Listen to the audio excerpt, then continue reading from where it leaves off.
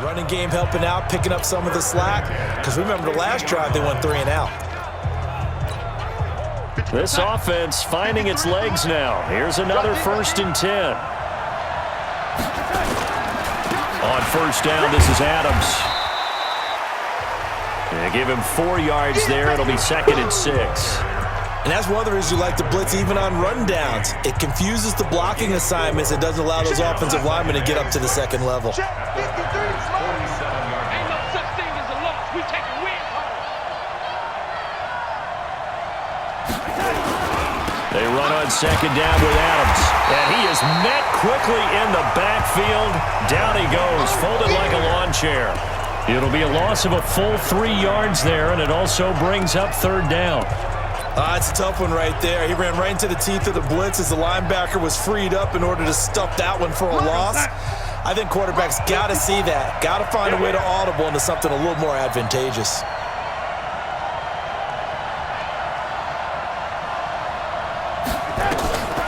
From the gun on 3rd down, here's Darnold. And he can't quite intercept it. Zone coverage, free safety was there. Couldn't come up with it, and now it's 4th down. So a couple of 1st downs on this drive, but it's looking like another empty possession. And those empty possessions are certainly starting to pile up. So the adjustments that teams talk about all the time have to be taking place. They've got to analyze what's breaking down and figure a way to fix it. I feel like you and I could be in our backyard with our dads right now. What did they always say when they were throwing us the ball? Look it all the way in. Make sure you secure it. That had the feeling of not happening there on that play, that he didn't have full control of the ball. When that punt's coming in, I would have a return punch, but I would imagine it's tough to monitor those guys coming full steam ahead at. It really is. You try and get that peek to know where they are, about whether you should fair catch it or not, but sometimes you just have to have a sense, a feeling, and just have to make sure, number one, though, you catch the ball and put it away. First play of the drive goes the wrong way. Here's 2nd and 12. Williams. And he'll go down after losing yardage at the 10. The tally there, -2 yards, brings up 3rd down. Well, that play was over before it even got started. Thanks for nothing, huh? How about that? That sets up a very difficult 3rd down call now. So time to start going in the other direction as they come up now 3rd and long. They'll get this one to the Golden Domer, St. Brown.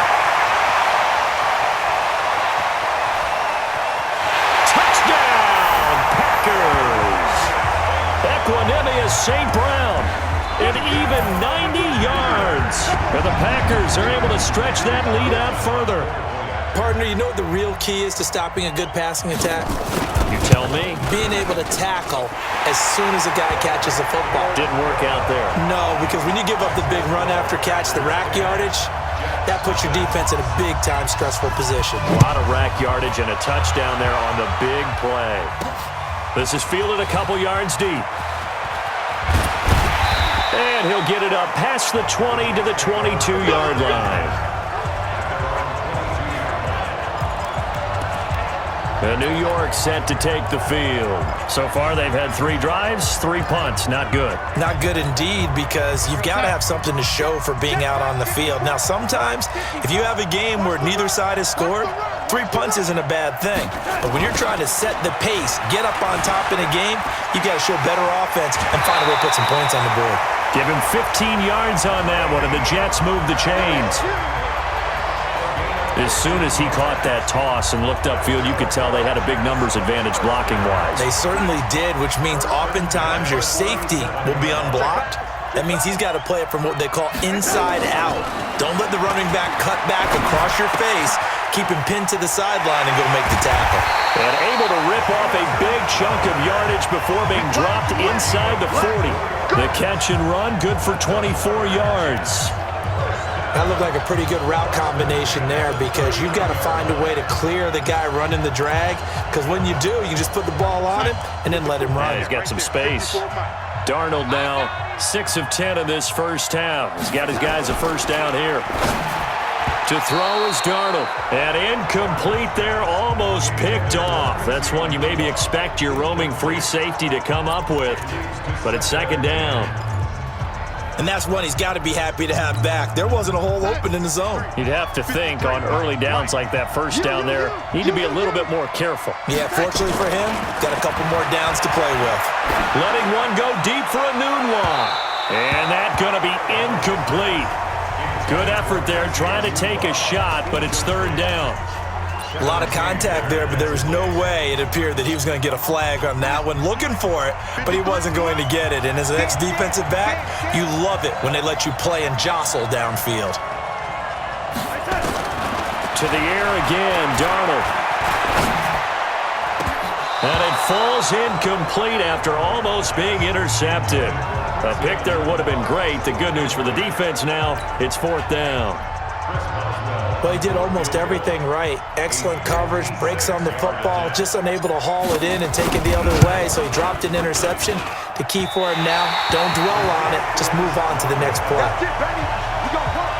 Was a kicker from that distance, 56, 57 yards. So many things you got to worry about, but I am a little surprised he didn't get it there. Yeah, with the way kickers are nowadays, we're surprised anything under 65 that it doesn't get at least to the crossbar. But remember this. You have to drive it a little bit lower in order to make that distance, and you also have to be worried about the interior rush that they can get their hands on it. So that's why those stronger kickers nowadays who can pop it up in the air and still travel and carry it, that's who you're looking for. That last catch short of the marker by just a yard leaves them with a very manageable 2nd and 1. They fake the give. Now Rodgers. To Valdez-Scantling over the middle.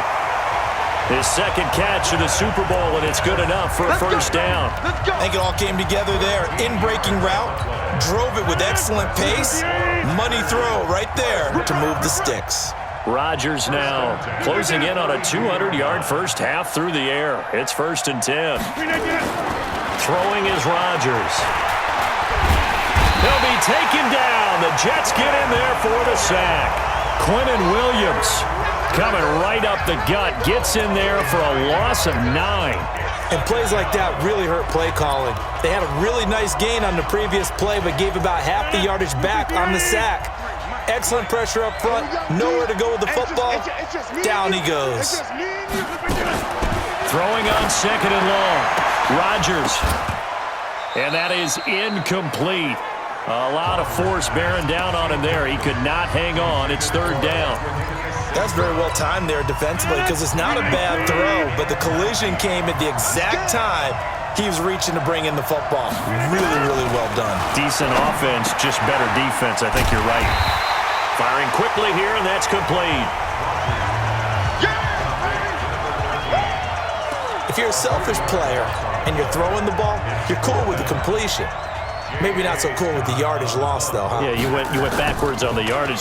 Hey, it kind of works like a sack for the defense there. Yeah, it's a really big play for them, right? Able to figure it out, sniff it out, and finish it off.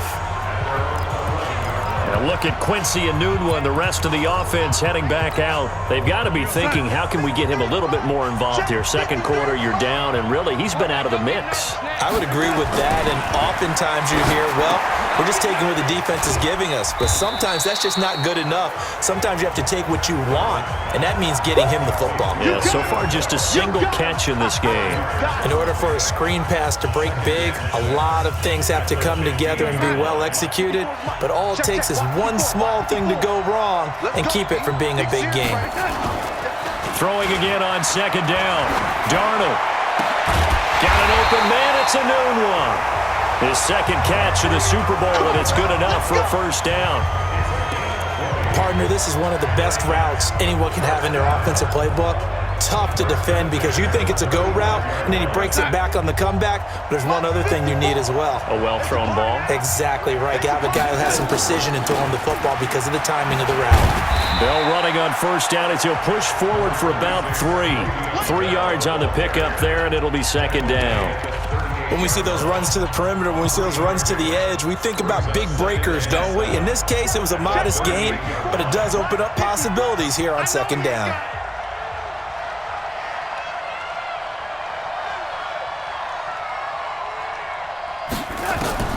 From the 38, Darnold.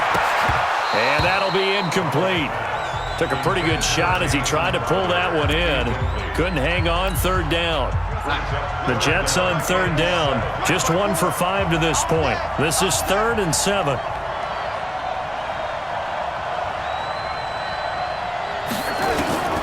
Darnold from the gun. Catch is made by Hunter Renfrow. And he's got the first down as he's up to the 45-yard line. Fired that one in there, able to make connection on a nice in route. With those faster passes and they're going that fast, any hesitation as a quarterback that the deflection, if you miss, might be bigger and lead to an interception? Yeah, and the deflection works both ways. Maybe a defender gets a hand in the way and it pops in the air, and sometimes you throw it so hard your receiver can't. And Darnold, he lost the football.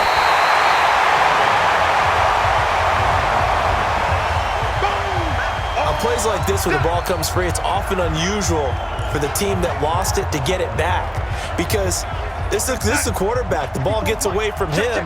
Everyone else is trying to execute what they're supposed to do on offense. They're usually looking in the other direction, downfield, or moved away from him. In this case, though, a teammate is able to come up with the ball. Now, meanwhile, a pass that should have been intercepted, but it winds up falling incomplete.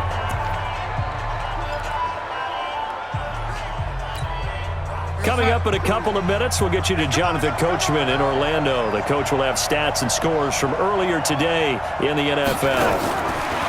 3rd and long, it's Darnold. Buying time to his left. That's incomplete, but there is a flag down, so hang on. A big call coming on 3rd down.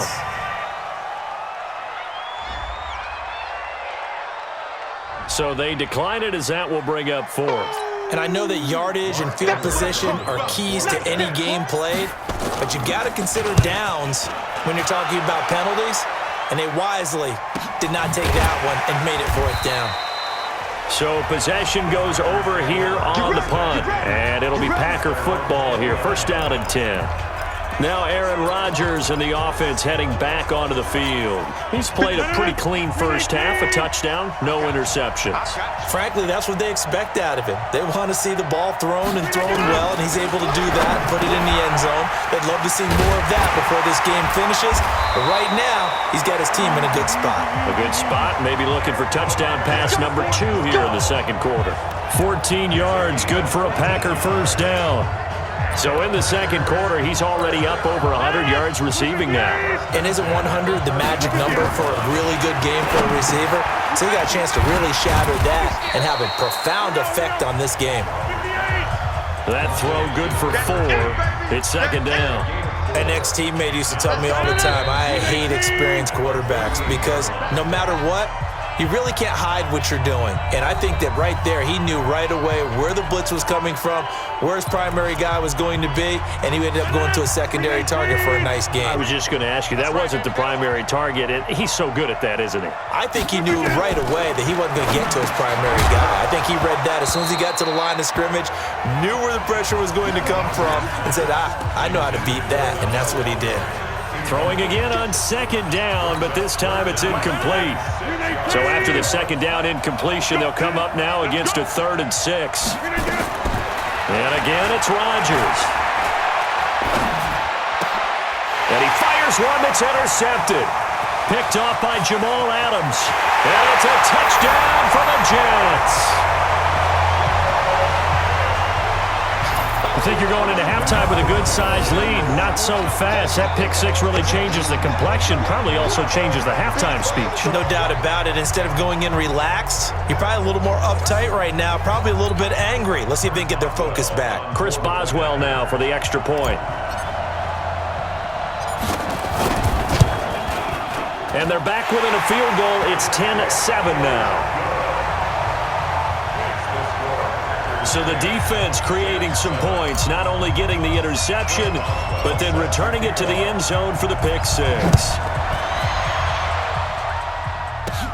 And a short kick, taking it about the 16. And they're going to start this drive in pretty good shape as they get it up past the 30.